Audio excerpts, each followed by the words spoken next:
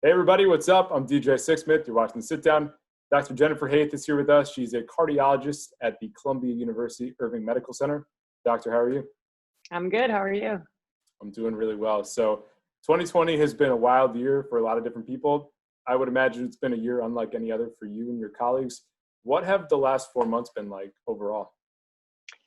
It's been a roller coaster. I would say, in the beginning of March is when, the alarm started to really get sounded over here, and things changed very quickly from that point on.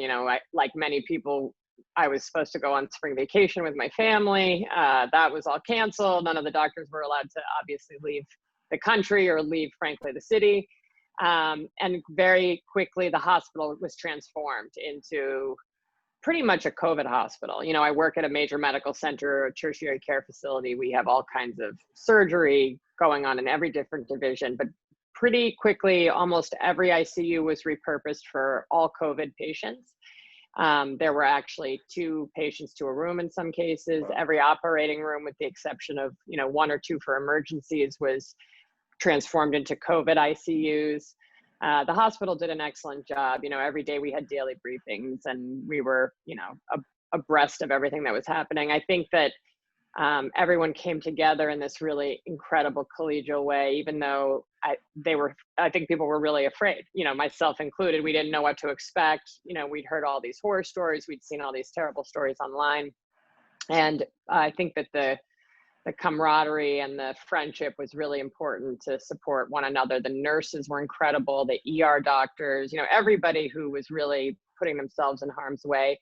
And now things have quieted so much. I mean, by early June, it was, starting to get back to normal. And now my days are pretty much back to the way they were. I mean, I still do some video visits, but I'm back to doing cardiology more than anything else, not just taking care of COVID pneumonia.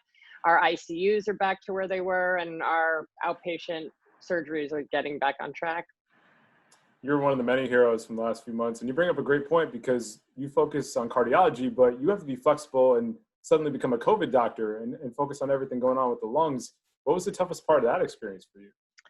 Yeah, I mean, I luckily I have some experience in the ICU because I do advanced heart failure. So my interest in cardiology is around patients who have very advanced heart failure, who need transplant, who need LVAD pumps.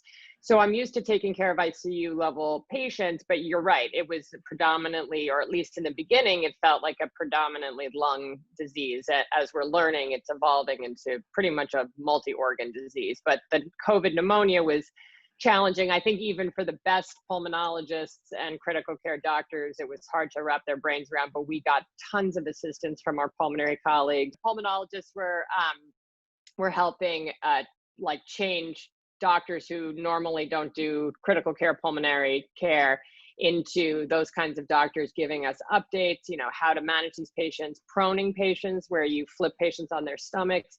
That's something that we've never done really in our cardiac ICU. So that was, we had a whole team of pulmonologists managing that for us. It was just pretty incredible how people were so available, so willing to help other people learn. And, we were all learning as we went. Infectious disease doctors were trying all different therapies, and we were given a lot of guidelines. So we had to be versatile, but it wasn't hard to do with the foundation of people we were working with. It feels like each week, each month, we learn more about COVID and specifically its impact on different parts of the body. So I wonder with you, when it comes to the heart and COVID, what stands out the most in terms of the impact of the virus on the heart? Well, early on, we started to see manifestations, including, acute heart failure syndromes, which we can often see with the flu and other viruses, like Coxsackie virus can cause that. Even Lyme can cause that. So we were starting to see that. There were patients who had a lot of arrhythmias. So we started to see, irritable heart pictures where people were having fast heart rates, potentially lethal arrhythmias.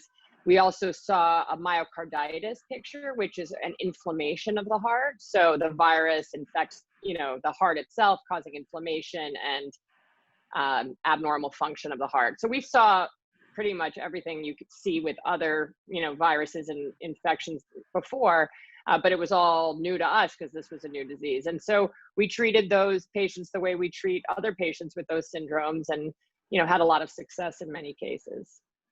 I've also heard stories and read stories of people just with heart trouble in general who, whether they were at home, couldn't get the proper care, or they get to the hospital and they're just so overwhelmed that their heart shuts down. How many of those stories did you hear outside of COVID where it was just the circumstances impacting the heart overall? Right, like the stress related to, Yeah, there exactly. is definitely a syndrome called stress cardiomyopathy where people who are under, intense emotional stress can develop a heart failure picture. And even just having a terrible pneumonia and a really bad infection can cause this similar kind of stress heart failure. So we saw some of that. Our biggest concern was the hospitals in New York, as you know, were so overrun with COVID that people were scared to come to the hospital for anything unless they really felt like they needed to be there. So I think that the rate of heart attacks presenting to the hospital dropped dramatically. And we were all saying to ourselves, well, where are all these people? Like, where are all the heart attack patients? What are they doing? And our concern was that either they were dying at home because they didn't want to come to the hospital, or that they, ignored their symptoms and sort of tried to tough it out so that they didn't have to go to the emergency room. And so we were constantly trying to tell people, we want you to come to the hospital, even if you're worried about COVID. And in fact, we learned very quickly that once people started wearing PPE and were, isolated and protected well, the rate of transmission in the hospital was incredibly low. The rate of transmission from COVID to non-COVID was very, very low. And so we realized that PPE works. And a lot of our healthcare workers that got infected early, before we really knew what we were dealing with, and they weren't properly, fitted for equipment. There's a lot of different people right now with older family members or just going back to work or professional athletes that are reckoning with whether or not it's safe to participate in activities, go to the office. Eduardo Mm-hmm. Rodriguez is a pitcher on the Boston Red Sox. He has COVID. He now has a heart condition. Doctor, he's 27 years old and there's a concern for his long-term health. So when you hear a story like that, what do you think the most, and what concerns you the most here? Yeah, I think to keep it in perspective, we know that for the most part, the people who get very sick from COVID are older people. Obviously, that doesn't mean that younger people can't, get very sick from COVID, as we're seeing. And I saw them with my own eyes, but it's less common. And, the flu can do the same thing. I've seen young people need heart transplants from getting the flu. So it's not something we've never seen before. The stories are obviously frightening, but I think we need to keep in perspective that in general, younger people without a lot of medical comorbidities do okay. And that it's really our older relatives that we need, and family, that we need to worry about and keep protected. The thing with the heart is, I think that as we're learning more about COVID, we're realizing that this is a virus that really affects the endothelium, which is the cells that line blood vessels. And that is having an effect on the brain, the lungs, the heart, the kidneys, the skin.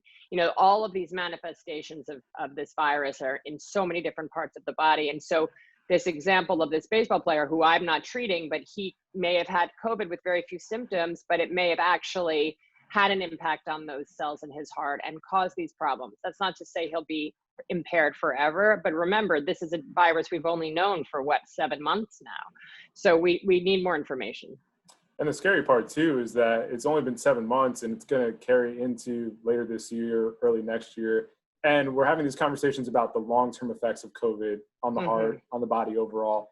What are the biggest things that you're thinking about in terms of the long-term health of your patients and people who just are dealing with COVID and also dealing with heart issues alongside? Yeah, well, first of all, I think that we need to have a little more tolerance in our society for understanding where different people come from. And while some people may have differing views, I think having a unified response to keeping people safe is really important. So you can secretly or privately feel like you're not going to get COVID or you're not going to get sick from COVID, but I know, having seen people get really sick, that they can. So I'm not recommending or telling my patients that they need to be locked up in their homes for the next 2 years, but I think people need to, use common sense and caution. So wear a mask. It's not that big a deal. It's not going to last forever. You'll one day be able to take it off, but for now, wear a mask. Older people with chronic medical problems should try to minimize their contact with people they don't know. Always wash hands. Go to your doctor if you're not feeling well. Remember that most people who get COVID are going to be okay, and not to panic, but don't get in denial either. So go to your doctor. And I think that we're going to have a vaccine. This is going to get better. The vaccine may not prevent everyone from getting COVID ever, but it may work like a flu vaccine where we, get milder disease that's much more manageable, and we can carry on with our lives again as normal, which I know everybody is desperate to do, including me. Yeah, I would imagine so. For somebody like you that's been in medicine for such a long time, when you see the race for vaccine right now and just the money that's being put into it, the process, what's most intriguing to you just about the overall apparatus that's around it at the moment?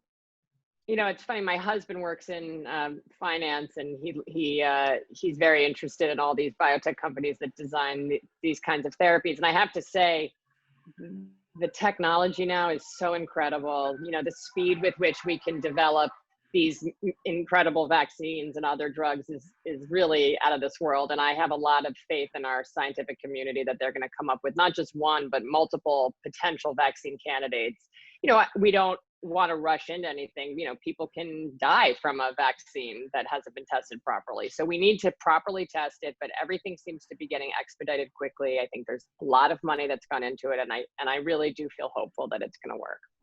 Dr. Haythe, we've hit a lot of important topics here. Is there anything I haven't asked you that you want to impress upon people that watch this? What's most important to you going forward?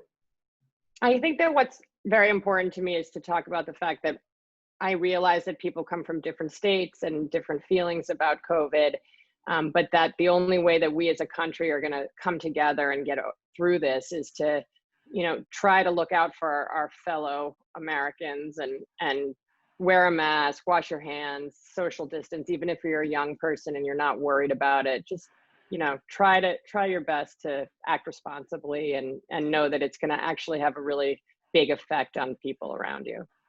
Well, Dr. Haythe, I really appreciate the time. Stay safe. Thanks so much. Thank Maybe you. get a little Take care. vacation there at some point and have a good one. Yeah, all right? coming up. Thank you.